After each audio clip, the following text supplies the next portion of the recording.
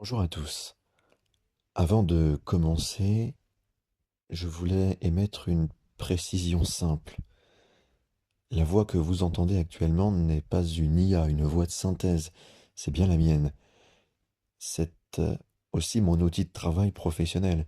Si je parle de cette manière, plus posée, plus lente, c'est un choix volontaire, car je veux que cette chaîne soit un espace de réflexion, de philosophie et d'analyse, où l'on prend le temps de penser, loin du rythme de l'actualité et des débats hystérisés. Le ton est donc calme parce que le sujet l'exige, rien de plus. Et il m'était important de bien commencer par ceci puisque cela n'a peut-être pas été bien compris ou senti sur la vidéo précédente. Donc non, il ne s'agit pas d'une IA. Je vais parler donc de la sécession de manière globale, c'est-à-dire penser le droit de sortie contre l'État. Parlant de philosophie du pouvoir et du refus politique. Si une autorité politique repose sur le consentement, existe-t-il alors un droit réel de retirer ce consentement? C'est autour de cette question que s'articule toute la réflexion sur la sécession. Et c'est précisément pour cette raison que la sécession est un sujet tabou.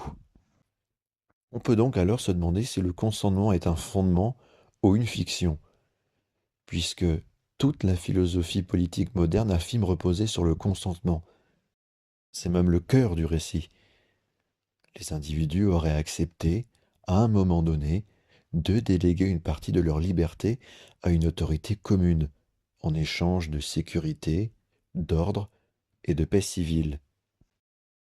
Mais ce récit pose immédiatement un problème majeur. Où est ce consentement? Quand a-t-il été donné? Par qui? Et surtout, peut-il être retiré? Dans la pratique, le consentement politique fonctionne de manière étrange. On ne le signe jamais, on ne l'exprime jamais explicitement, et surtout, on ne peut jamais le retirer. On est dans un état, et cette naissance vaut adhésion. On vit sur un territoire, et cette présence vaut approbation.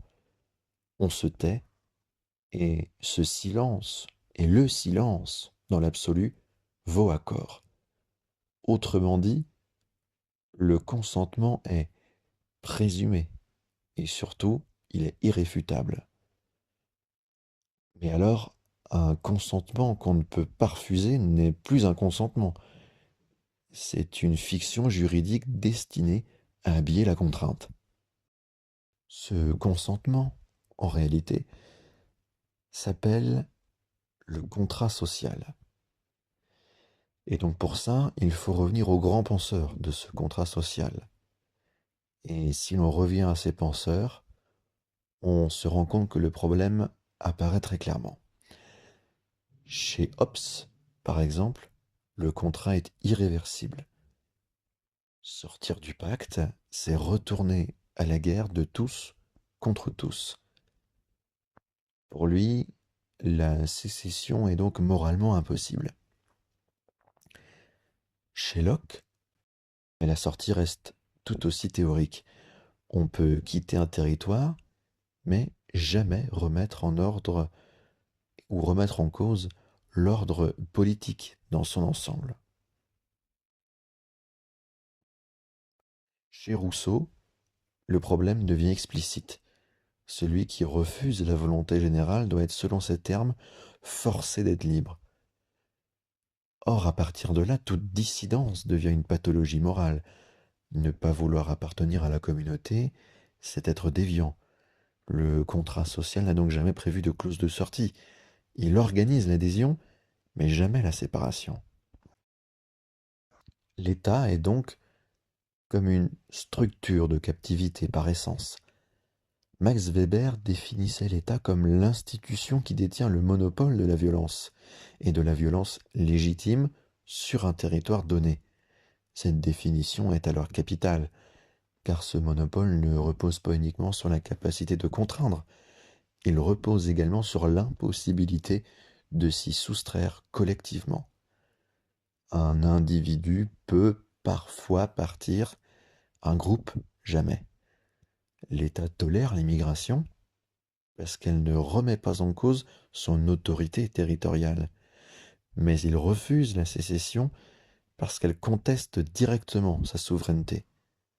On peut quitter seul, on ne peut pas sortir ensemble. Et c'est là que se révèle la nature profonde du pouvoir politique. Il n'est légitime que tant qu'il est incontournable. Et l'un des arguments les plus souvent invoqués contre la sécession est celui de l'intégrité territoriale, comme si les frontières étaient sacrées, comme si elles avaient une valeur morale intrinsèque. Mais historiquement, les frontières sont toutes sauf sacrées. Elles sont le produit de guerres, de traités, de conquêtes, de colonisation, de décisions administratives et arbitraires. Une frontière est toujours une violence passée qui a réussi et que l'on a fini par oublier avec le temps. Sacraliser une frontière, c'est sacraliser l'histoire telle qu'elle a été imposée par la force. La vraie question n'est donc jamais à qui appartient ce territoire. La vraie question est qui vit ici et que veulent ceux qui y vivent. La démocratie est donc une fausse réponse. On dit souvent que la démocratie règle le problème, que si la majorité décide, la minorité doit se plier. Mais, par essence, la démocratie ne supprime pas la contrainte, elle la légitime. Être dominé par une majorité reste une domination, simplement elle est numériquement validée. La démocratie répond à la question qui gouverne. Elle ne répond jamais à la question a-t-on le droit de ne pas être gouverné? On peut changer de dirigeant, mais on ne peut jamais refuser l'appartenance au système lui-même.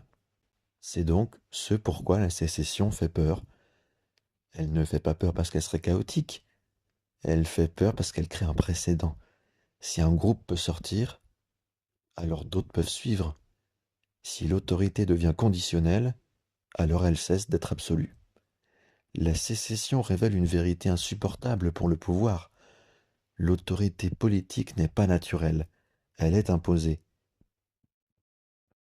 Et ce que l'on impose, on peut le refuser.